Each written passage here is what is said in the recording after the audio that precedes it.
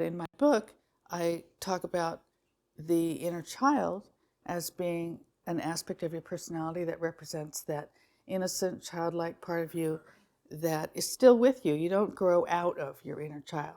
Your inner child doesn't really go anywhere. And I know that there are different approaches to the inner child work, and sometimes there's an effort to get you to make your child grow up. But that's not the point. We want a healthy, happy child, right? Whereas if you've been traumatized, you've got a wounded child that needs help. So when you're healing, it's almost like you're adopting a child that has some wounds, and you're going to be doing some reparenting from this other aspect of your personality, which you might call the inner adult, or the wise person, the wise woman, or the wise man, who can then do that nurturing with the child in a way that makes sense, where the child is providing information about feelings and needs and basic things like that, whereas the adult is the mediator, the negotiator, the advocate for the child in finding ways of getting those needs met, can understand the world, and can work reality to help the child. So when you think about what you would do for a real child, you can apply that to what you would do for your inner child as well. And I'd like you to just now imagine, close your eyes for a minute, and we'll just do an imaginary thing where, first of all, just relax your body. And by the way, there's another body relaxation technique called wet noodle, and that's exactly how it sounds. You just let your whole body go limp, and you can try that now. This is something you can do very quickly and relax your body. And you might want to move around a little bit to loosen up, but just take a few minutes to breathe.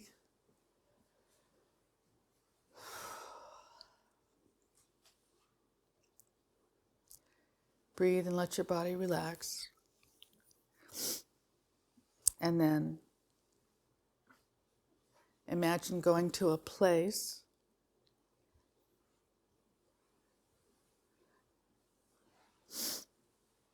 going to a safe place. Go to an imaginary, or it could be a place that you've been to before, outdoors. It could be a beach, it could be a mountain, it could be a forest or a meadow, but just go someplace where you feel comfortable and safe.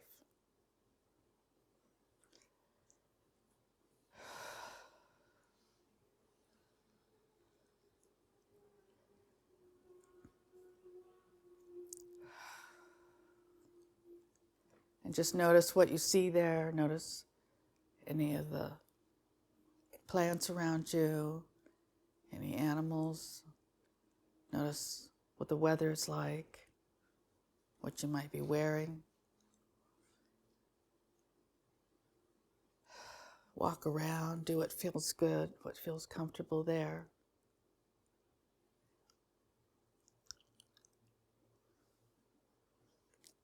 Notice the sounds that are in the environment.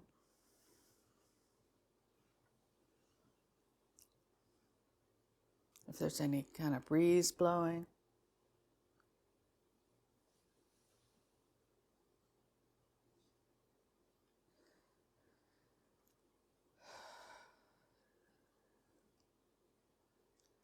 Notice any smells. And notice how you feel. Feel the clothes on you. Feel the ground under your feet.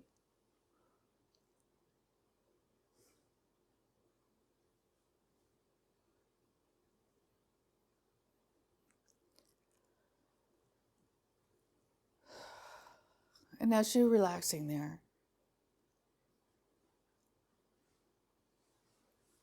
you can gradually realize that you're actually not alone, that there's a little child nearby, and you can look around and find the child.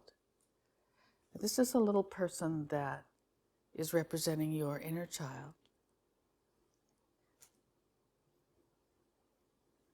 But he or she is nearby, and you notice them.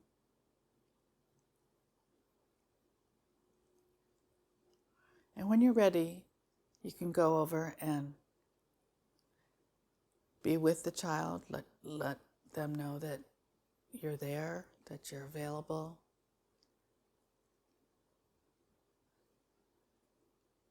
And then I'd like you to have a conversation with your child.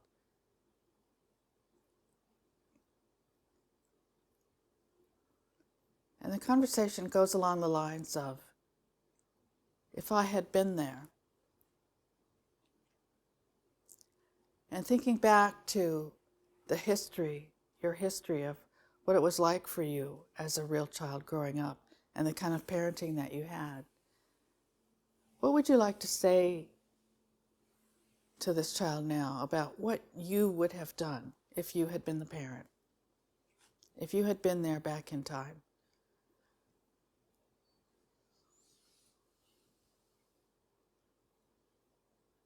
And I'm going to stop talking and just let you have a conversation with your child, and you can explain how it would have been if you had been there.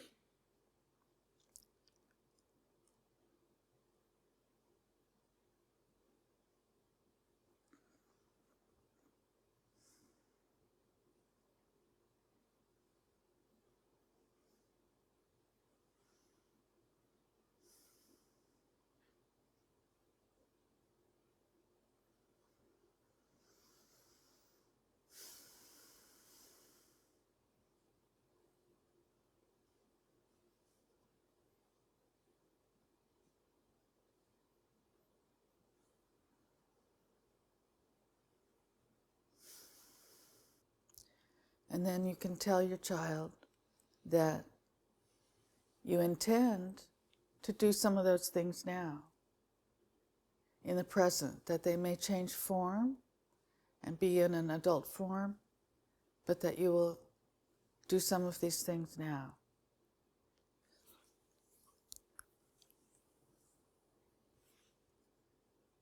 And that you have this loyalty to your child to follow through and make sure that needs are being met in the present, even though you weren't there back then.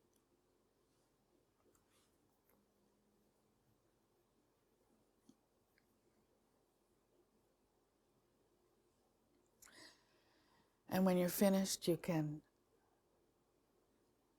take a deep breath, tell your child that you can talk again another time, and gradually let go of the imagery and bring yourself back here in this room and stretch and open your eyes.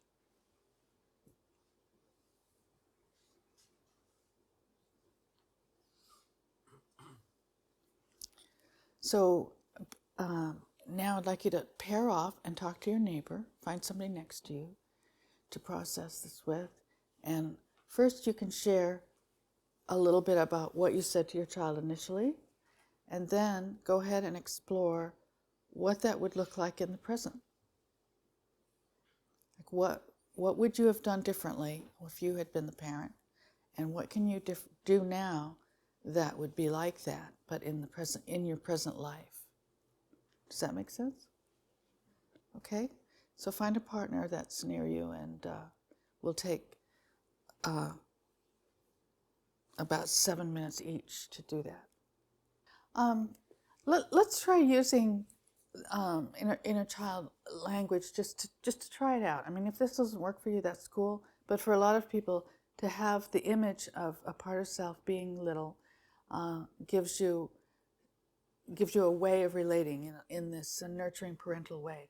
So you can refer to these parts as big and little, like you would say to little Amelia, it's okay for you to be a sexual being.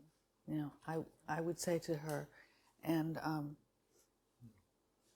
so, you know, if I'm having a rough day, I can talk to little Marlene and say, okay, how about this? Or, you know, or refer to her that way. And that's big Marlene talking. Does that make sense? So what else did you come up with what you would do differently? I would tell little Amanda it's okay to play sports.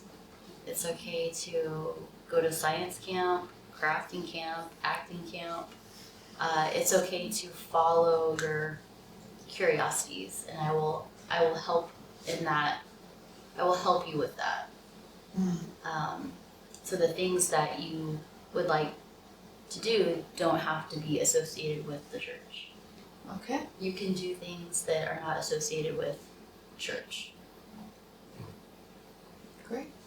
I think one of the things for me was the nonverbal aspect of it too, Uh-huh. and just current Rena, just like holding little Rena, and the message that's conveyed there too, like deserving to be held, and like the notion that it's okay to just be and not be perfect and still be accepted and still have love. Good. Okay.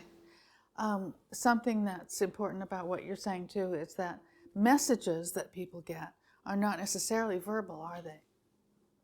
So when I use that term messages, it includes that. And so if you try out the rocker is in the quiet room now, right? Yeah? And there's lots of teddy bears and dolls in there. At some point, even if it feels silly, go give it a shot. Sit in the rocker and hold and rock something and just and give the messages that you would give a small child and see how that feels. All right? Because I'm convinced that, Carl Rogers said there are no grown-ups. Right? We're all deep down inside, we're all babies still. So that's okay, because that's one of your apps. It's not your whole self. It's one of your apps. So you can take care of that by realizing that you're the parent. And this is true for everybody, not just people recovering from religion. When you leave your parents, you have to take over. You're in charge now. You're the one that's responsible for this little self. But if you think about it as a child and you being the parental figure, it's not only responsibility, but it's also a big joy, to be taking care of a child and doing things well, nurturing the child and seeing that child be happy and safe and healthy. So it's a great thing. So what happened when you applied this to your present day? Did you come up with some examples of that? Rolling down hills and sitting in bushes. Oh, okay. Okay, cool. You can do that anytime, right? Just don't break your leg again, okay? So, as you can see, part of this parenting is figuring out what some of the needs are, right? Some of the feelings, some of the needs, and then responding to them and trying to find ways of meeting those needs, which is what parents do for children, but it's also what we do for our inner children. And your child is your source of knowledge about what you feel and what you need, So sometimes it's as simple as you're hungry, so you're going to go find some food. But you could also be lonely. And so your adult self needs to figure out how to find friends, right? How to have a better social life. You could have a more need for stimulation, more fun in your life. So your adult self finds out what's going on in the community and what kinds of activities you could get involved in that would be fun. So you see how the child is kind of like your core with these feelings and needs, and then your adult self is the champion, as John Bradshaw would say, the one that goes out and tries to take care of business with the world and take care of the child. So that's the idea of using the adult and child metaphor. Well, you can. It may not be like a quick, easy answer like that. It might be the need might be I need more meaning and purpose in my life. Okay, and your child can feel a need for a greater meaning. Well, so then it might be the adult's responsibility to come to more understanding of what that is, what that could be, and how to get that. I mean, sometimes the adult needs to gather information, do some research, right? So it's not necessarily, okay, and we're just going to go out and go bowling and have more fun and have a couple new friends. It may not be that simple, but it can still be a task to deal with.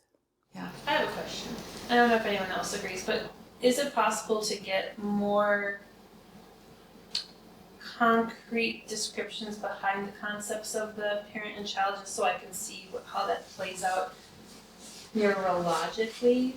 Like, I'm personally having a hard time understanding, adopting a metaphor without fully understanding the neurology. Well, you could roughly put it into camps of feeling and thinking. Okay. You know, your child is your feeler, and your adult is your thinker, and or rational. So executive function Yeah. versus more reactive lizard brain sort of thing. Well, just the emotional, the emotional dimension. But remember what we were saying about decision making. It's really rooted in emotion. So, just because there is a thinker doesn't mean that they've got the whole job.